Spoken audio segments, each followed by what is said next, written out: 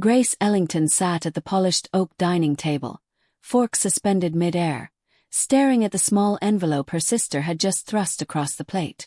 Naomi's cruel smile cut sharper than any knife. "Maybe this will explain why you're another man's mistake," she said, voice dripping with mock sympathy. The silverware trembled in Grace's grip as the room seemed to tilt. Every forkful, every shimmer of the chandelier, every flicker of Evelyn's two bright eyes, their warmth was gone. She realized with a cold shock.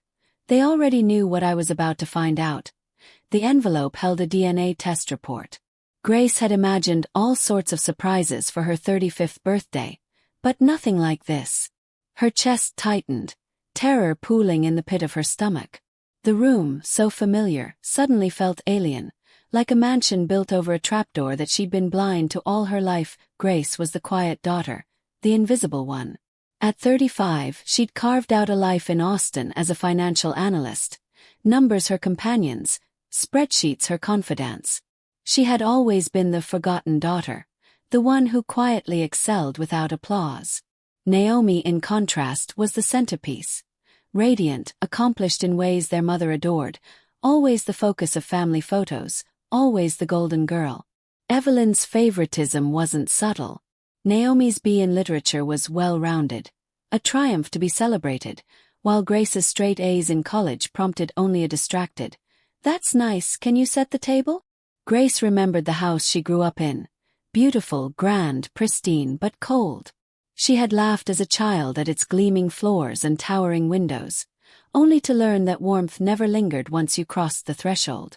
The metaphorical frost had followed her into adulthood, leaving her life outside the Ellington bubble warmer than any room inside. 3 months ago, her father, James Ellington, had passed.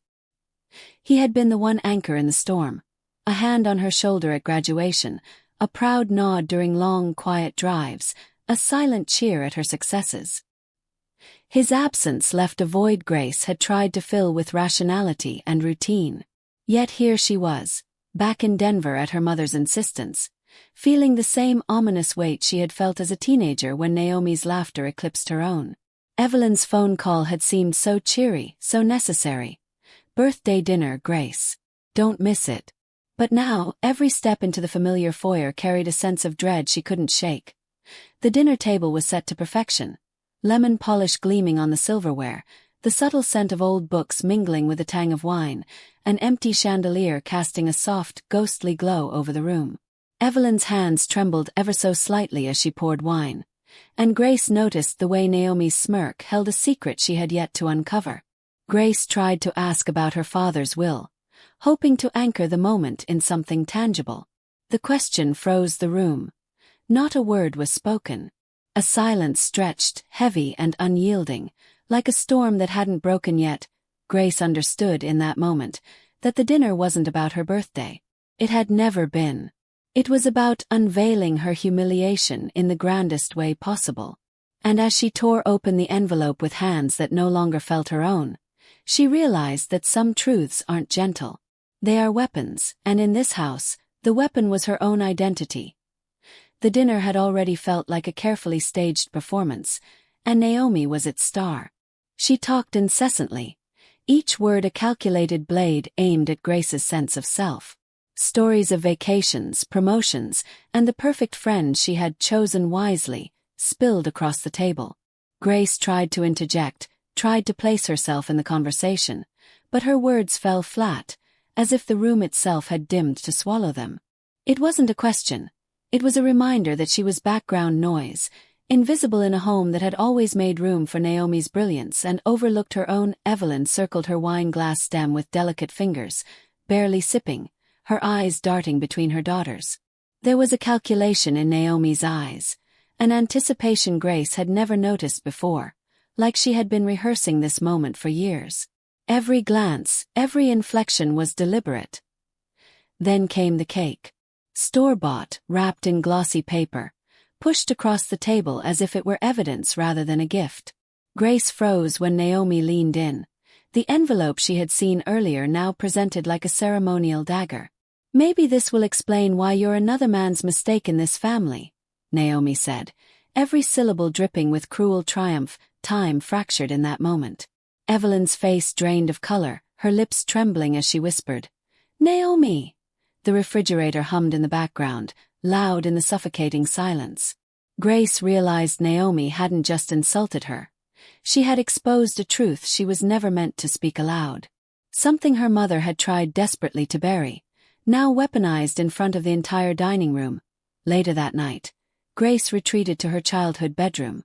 The walls still bore the soft blue paint from when she was 15, a relic of a life that felt increasingly foreign. She rifled through old boxes, flipping through photographs and letters like someone searching for proof of their own existence. In a corner she found it, a disturbed envelope with a photograph inside. The image was unmistakable. A young Evelyn holding baby Grace, but standing beside them was a man Grace didn't recognize. Written in her mother's handwriting on the back were the words, "Forgive me." The revelation hit like a storm.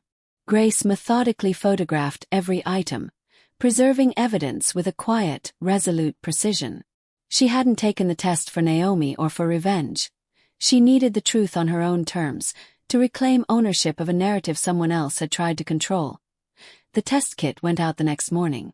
Grace spent the following 5 weeks in a haze of quiet tension, moving through work and life with a slow, gnawing suspense. Fast forward to the day the results arrived. A quiet Tuesday afternoon in her Austin office. She opened the secure email with careful fingers, heart thundering, not with fear, but with a strange clarity. The bombshell was simple, indisputable. No biological relationship detected with the Ellington family. The test matched her to the Hartman lineage, a name she had never heard before. There was no shock, no betrayal in her expression. Instead there was relief. Confirmation of what she had always sensed. She had been a guest in her own childhood, never truly a daughter. Grace didn't hide. She took a screenshot of the results and sent it to the family group chat. The response was immediate. Evelyn called, sobbing, panic in every word. "Please delete that. You don't understand. This is complicated," she begged. No apology for decades of cold dinners, dismissive remarks, and silent neglect. Naomi's reply was simple, 4 words, delivered with calculated satisfaction. "Well, now you know." In that moment, Grace realized the full extent of their family dynamic. It wasn't love or protection. It was performance, manipulation, and hierarchy. And now, with clarity in hand, she could finally decide how to respond. The humiliation had been exposed, but so had her power. Grace's fingers trembled as she dialed Naomi's number. She wanted answers, clarity, closure. Maybe even some acknowledgement of what had been done. The line clicked, and Naomi's voice came through, clipped and sharp. "Grace." Finally ready to talk. Her stomach twisted. Why did you do it? Why bring the DNA test into the open like that? Naomi's ice-cold laugh cut across the line, sharp as shattered glass. "Do it." "Grace, I didn't do it. I revealed what's been true for 20 years. I've kept this family secret because someone had to. 'Cause Mom owed me. Because you've played victim long enough." Her words clung to Grace like smoke, seeping into every corner of her mind. What are you talking about?" she whispered, voice cracking. Naomi's tone hardened. "Now the right people will finally get what they deserve. And you, little sister, will see the world as it's always been. Calculated. Merciless. True." The line went dead, leaving Grace shivering with unease. Someone had orchestrated this, and she had been too blind to see it. Determined, Grace began her investigation. She moved methodically, contacting family friends, old neighbors, anyone who might have seen the cracks in the Ellington facade. Slowly a pattern emerged. Naomi had been digging for months. Conversations with estate lawyers, casual mentions of upcoming changes, subtle suggestions that her father's estate had already belonged to her. Everything now clicked into place. The realization hit like a sledgehammer. Someone was building a case to erase her, not just from inheritance, but from memory itself. Every dinner, every sly remark, every calculated smirk now felt like a breadcrumb trail leading to a trap Grace had narrowly escaped. Knowing she needed guidance, Grace hired Sarah Ong, a specialist her father would have insisted on. Sarah had made a career untangling complicated inheritance disputes and family betrayals. Grace brought everything. The DNA results, the photograph of young Evelyn holding baby Grace with a man she didn't recognize, message screenshots, odd conversations, and proof of her mother's fear. Sarah examined the files with careful, deliberate hands. "This isn't just resentment," she said, eyes scanning the evidence. "Someone is building a case to erase you. Not just financially but legally and socially. It's methodical, deliberate." 3 days later, the ominous call arrived. Mr. Dalton, the estate lawyer Naomi had mentioned, spoke in an unusually formal tone. "Ms. Ellington, your father left instructions for a will reading under specific circumstances. Those circumstances have now been met." Grace's stomach tightened. Prepared, she thought. "I doubt anyone could have been." Dalton continued, his voice calm but weighted with unspoken threat. "I think you should be ready for what you're going to hear. It will change everything." As Grace traveled back to Denver, time itself seemed to compress. The city felt colder than she remembered. Not the seasonal chill, but a deep, bone-sinking cold, the kind that carried a warning in every gust of wind. The buildings were familiar, yet alien, shadows stretching where they shouldn't, echoes in alleys that had always been silent. Dalton's office was imposing, a cathedral of wealth and authority. Floor-to-ceiling windows reflected a muted winter light, and dark wood panels absorbed every sound, leaving only the faint click of shoes on marble and the soft hum of a heater. Grace felt the weight of her father's absence in every corner, a silent witness to the truths about to unfold. It was the kind of place where secrets didn't hide. They echoed. Sarah's advice resonated in her mind. Observe everything. Speak only when necessary. Grace tucked the instructions into her mental arsenal, grounding herself in strategy and restraint. She had survived Naomi's trap, uncovered a hidden conspiracy, and now stood at the threshold of the final confrontation. Every step forward was measured, deliberate. Every breath was preparation. Grace knew this moment could redefine her life, and finally she understood the stakes. It wasn't just about inheritance. It was about claiming the identity, the history, and the respect that had been denied to her for decades. The door to Dalton's office loomed ahead. Beyond it waited revelation, confrontation, and the culmination of a 20-year-long betrayal. And Grace finally felt ready. The room felt smaller than memory, the polished wood reflecting light like glass, every shadow sharpened by the winter sun outside. Grace stepped in first, taking in the faces that had defined her childhood and the ghosts that had lingered long after her mother arrived next. Evelyn's hair was hastily pinned, strands loose and rebellious against the comb. She clutched her purse tightly, as though it were the only thing keeping her upright, yet she wouldn't meet Grace's eyes. Her gaze hovered over the table, as if it might swallow her whole. Exhaustion clung to her posture, a subtle tremor betraying the calm she tried to project. Naomi entered with the kind of theatrical confidence Grace had always loathed. Her heels clicked sharply against the marble floor, each step carrying a smug, measured certainty. She wore a cream suit, tailored so perfectly it seemed custom-made for intimidation, and her heavy makeup made her features sharper, harder, less human, more weaponized. She brought her own attorney, a billboard figure in estate litigation, and the moment Naomi's eyes met Grace's, a slow, deliberate smile spread across her face. She believed she had already won. Dalton, the estate lawyer, opened a thick folder, the deliberate calm of someone who understood the weight of what he was about to unleash radiating from him. "James Ellington left explicit instructions," he began, voice steady. "He anticipated complications. Everything I am about to share was prepared with full knowledge of circumstances that some of you may find surprising." Naomi's smirk faltered, the first crack in her otherwise perfect armor. The reading began formally, each word precise, measured. And then came the first bombshell. 70% of my estate, including the family home, investment accounts, and all other assets, I leave to my daughter, Grace Ellington. Silence snapped across the room like a whip. Naomi's composure shattered. She shot to her feet. "She is not his daughter. We have DNA proof." She has no legal. Dalton's hand rose, calm and deliberate. Please sit. There is more. Grace held her breath as Dalton continued, each word a hammer striking at the illusion Naomi had built.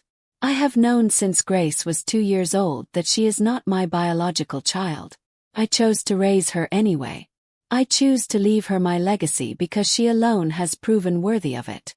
Naomi's complexion drained to a pasty gray. Evelyn closed her eyes, lips trembling in pain, and yet Dalton wasn't finished from the folder.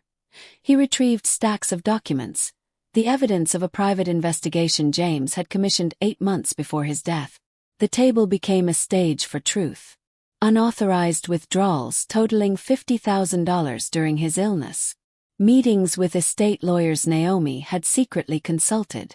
Conversations plotting upcoming changes to inheritance. And the smoking gun. A DNA test purchased by Naomi, mailed to her own address, gift-wrapped to frame Grace. Naomi's attorney stiffened, realizing the case was lost. Naomi's voice shook as she tried to deny. That's ridiculous. That was a joke. Her eyes widened as the trap tightened around her. Dalton held up the final piece. A handwritten note in James's unmistakable script. Naomi, it read. I know what you've been planning. I watched you try to manipulate your mother. I hoped you would choose differently. These consequences are your own doing. A sound escaped Naomi's throat.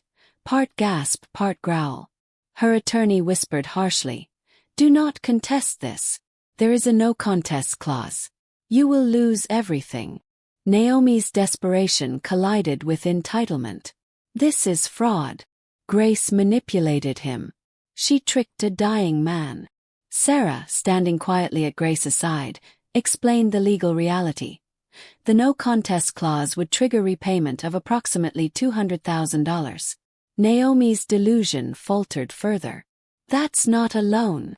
He gave me that money. Dalton's calm, measured voice cut through.